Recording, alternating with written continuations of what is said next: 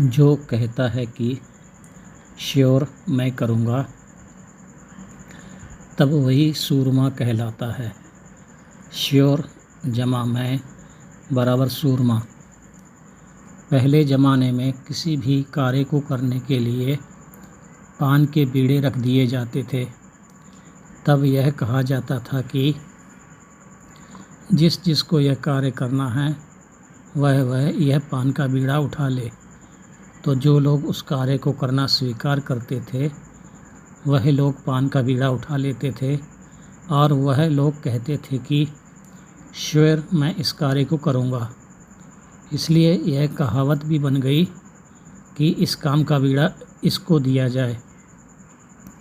किंतु काम का बीड़ा तो स्वयं ही उठाना पड़ता है। जो पान का बीड़ा उठाता है वही कार्य को करने का बीड़ा उठाता है। इस तरह से श्योर में शब्दों को जोड़कर सूरमा शब्द की उत्पत्ति हुई है। और सूरमा को किसी की नज़र ना लग जाए, इसलिए सूरमा लोगों की नज़रों में काला टीका लगा दिया जाता है और सूरमा लोगों की नज़र उतार ली जाती थी। सूरमा लोगों की नज़रों में लगा हुआ काला टीका ही सुरमा नाम से प्रसिद्ध हुआ। सूरमा बराबर सुरमा। यह सुरमा तब से सूरमा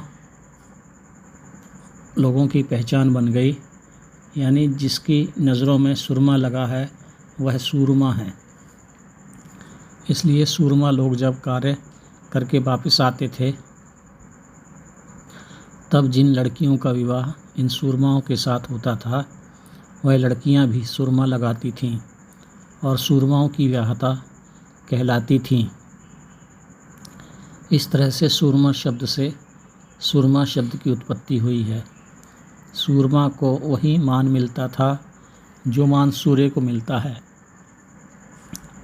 इसलिए सूर्य का मान प्राप्त करने के कारण भी इनको सूरमा कहते हैं।